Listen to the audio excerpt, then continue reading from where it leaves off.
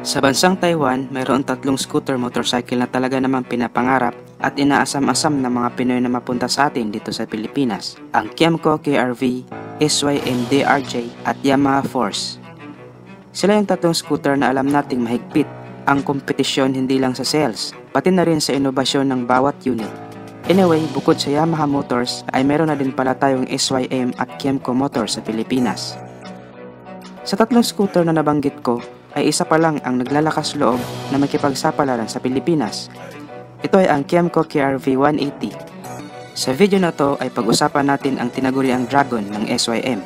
Walang iba kundi ang DRJ 160. Pero bago ang lahat, ay huwag kalimutang mag-subscribe at i-hit na rin ang notification bell icon para lagi tayong updated sa motorcycle news and reviews. Paki-follow na rin ang ating Facebook fan page.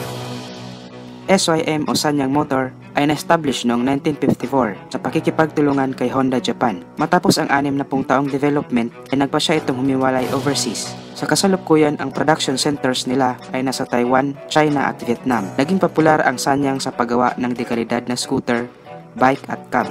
Minamarket nila ang kanilang produkto sa 60 bansa sa buong mundo. Ang SYM DRJ 160 ay agaw atensyon hindi lang sa Taiwan, kundi pati na rin sa kapitbahay na bansa sa Asia. May engine power ito na 15.5 PS, excellent balance weight, at ang importanteng teknolohiya ni SYM na 3.0 Technologies. Ang DRJ 160 ay pangalawang modelo ng SYM's 4-Spirit Beast series na inilabas noong 2017. Pinahangan nito ang mga consumers dahil sa nangingibabaw, napakalakas na imahe ng Oriental Dragon. Ini-imitate nito ang outline ng ulo ng isang dragon na nangangahulugan ng pagiging malakas. Ganito ang bagong SYM DRJ 160. Ang disenyo ng kanyang headlight ay medyo resemble sa FNX. Ang kanyang handrail naman sa likod na may sharp lines ay integrated lang din sa kanyang body design, na kung mapapansin natin ay parang parte lang ito ng kanyang fairings. LED taillights are also tactfully designed into the shape of 2 wings. Speaking of LED, ay naka-LED na pala ang lahat ng ilaw ng motor na to, from headlight, signal light at taillight. Naked handlebar na din ang type ng kanyang manibela. Talaga ngang ang SYM Taiwan ay matagumpay na namang naglabas ng isang masasabi nating masterpiece scooter na DRJ. Pinapatakbo ito ng 158cc, single cylinder, liquid cooled, 4-stroke SOHC o single overhead cam, fuel injected engine na may maximum horsepower na 14.6 horsepower at 8,500 RPM. Ang torque setting nito ay nagfo-focus sa katamtaman at mababang torque performance na may maximum torque of 15.4 Nm at 5,500 RPM. Kaunting pihit mo lang sa kanyang accelerator ay mararamdaman mo na ang lakas ng kanyang engine power. Ang heat dissipation efficiency ng kanyang liquid-cooled engine ang siyang nagpapanatili sa quality operation ng mahabang oras. Habang ang makina ay may excellent power output, meron din itong excellent fuel consumption efficiency. Pinapakita ni DRJ ang husay nito sa power at efficiency.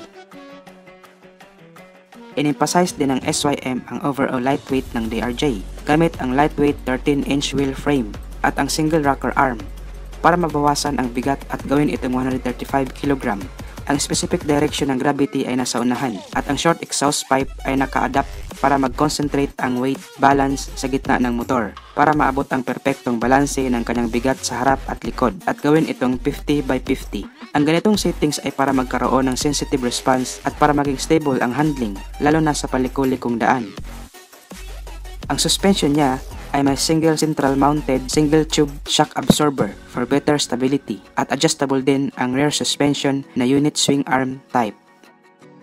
Ang kanyang 1,380mm wheelbase ay nakakatulong para makabangking palikulikong daan ng napakaswabe at ang kanyang 13-inch front and rear wheel frame ay nagbibigay ng 42-degree inclination.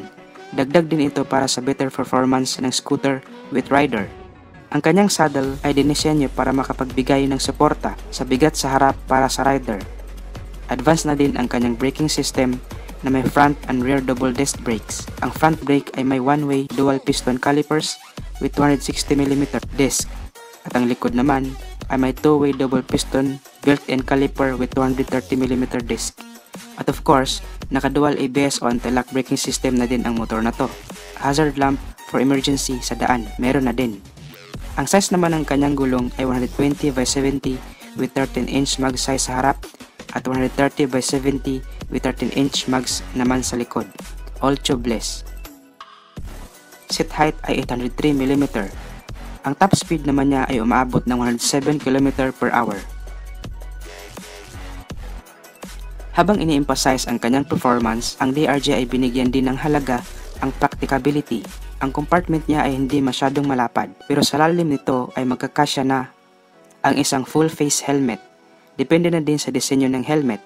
Ang storage space naman sa harap ay dinisenyo para mapaglagyan ng gadget at bottled water. At syempre, meron din itong USB charging port. At naka full LED auto dimmer light sensitive na din ang kanyang instrument panel, nang ibig sabihin ay kusa nang mag-a-adjust ang brightness nito depende sa surroundings. Kung gabi ay mag-a-adjust ito sa lower brightness automatically, kagaya ng sa cellphone.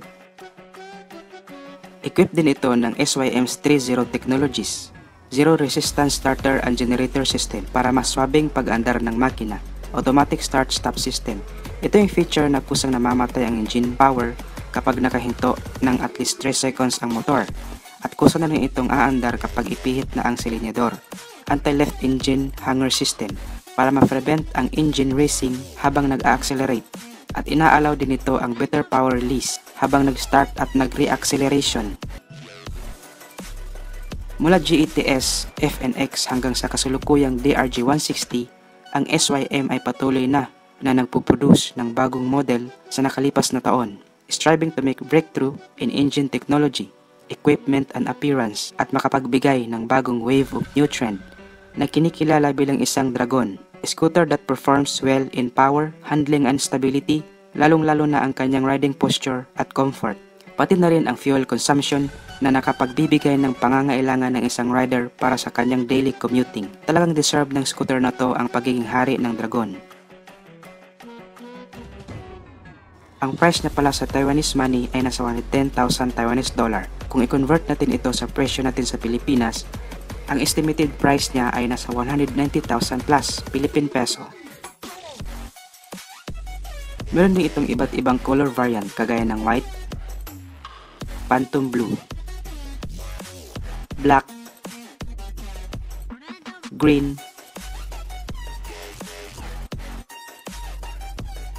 so anong masasabi nyo guys tungkol sa bagong scooter na to ni SYM? I-comment nyo lang sa comment section down below.